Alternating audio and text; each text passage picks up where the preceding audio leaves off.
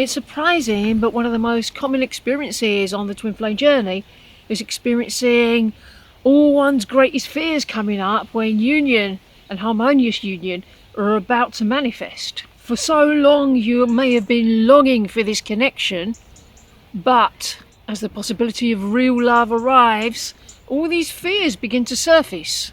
This fear doesn't mean that you don't want union.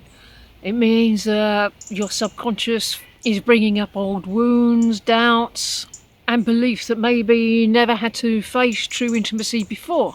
And the closer love comes, the louder these fears can feel. You can't take your fears with you into your union. You have to leave them at the door, so they may well come to the surface so you can offload them and leave them behind. So check in. What fears surface for you when it feels like closeness is so near? How do you normally respond to those fears? Do you stuff them down? Do you ignore them? Do you numb out to them? Or do you lean into them? Do you acknowledge them? Do you validate them? Do you stay present with them and love yourself until that fear dissolves? Because that's the appropriate way to deal with them. That's what's going to carry you into your union. That's just on the other side of your fears. Is there a fear of intimacy? Does that bring up anything in you? Are you afraid of being fully seen? Are you afraid that your twin flame wouldn't like you if they saw all of you? Because that one is very easy to heal and very easy to mirror. If you're afraid that you won't like yourself if you saw all of yourself, it's because you don't know yourself very well. You're fabulous. End of. How safe does it feel to be vulnerable? Can you be that just for yourself at this stage? That's all that's required. Maybe past wounds are influencing your reactions. If you're afraid of repeating old heartbreaks, you won't be repeating those patterns if they're healed. If there's still a fear there may still be something to heal there, but that's okay, because that's easily done. You mirror it. Show up for yourself. Reassure yourself how you're never going to abandon yourself again. You're never going to break your own heart. If there's an old story from the past that's still shaping your trust in love, don't spend too much time getting caught up in the story and the words of it. What are the feelings? What are the emotions that are associated with that? Work through those feelings. That's how you heal it. The ego might be doing all sorts of things to protect you. Of course, it's never going to be real protection. It's always going to be imprisonment. If ego is creating excuses to push love away, you want to let that go. How do you know if it is an ego thought that's coming up? Well, simple. It's going to feel bad. If ego is saying that you can't have love, so there's no point in desiring it, that's going to feel bad. That's how you know it's a lie. Ego will tell you the opposite of the truth. So you can let all that go and bring the truth there. Of course it's safe for you to have love and desire all the love. Your desires were placed in your heart by the divine in order that they may be realized, not to thwart you or frustrate you or tell you that you couldn't have it. That would not be a very efficient way for God to work, would it? Are there any limiting beliefs that you have about love that feel unsafe for you? If you're afraid that love doesn't last, remember, real love is eternal, and real love doesn't leave. Real love doesn't abandon. If you're afraid that you're not enough, bring the truth there. You've always been enough. You're more than enough. You were born enough. You can never be not enough or too much for your twin flame. How does the idea of permanence feel? Do you feel liberated or trapped at the thought of forever?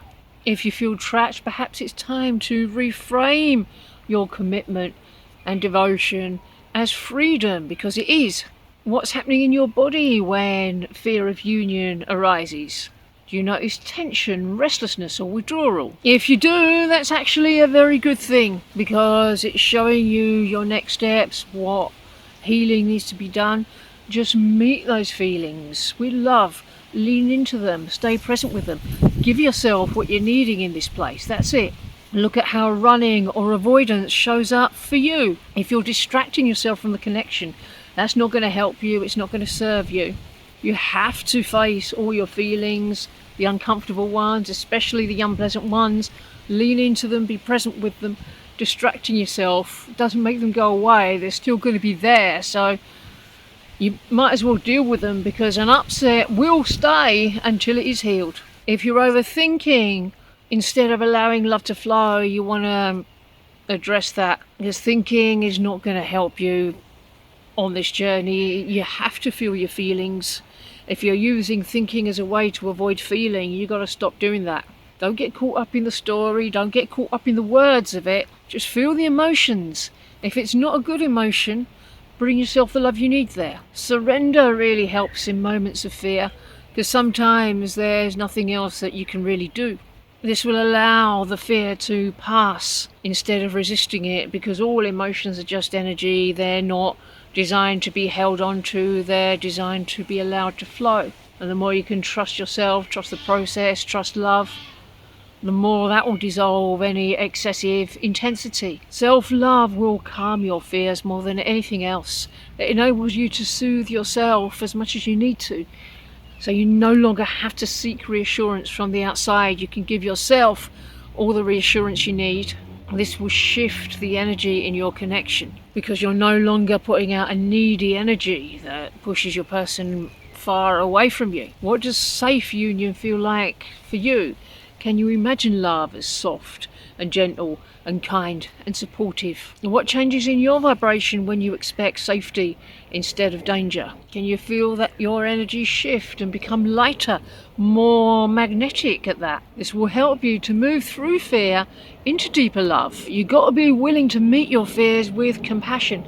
Everybody on their journey has to face their greatest fear about love. The next step after that is always going to be union. A lot of people go up to their fears and then run away from them without actually having faced them down.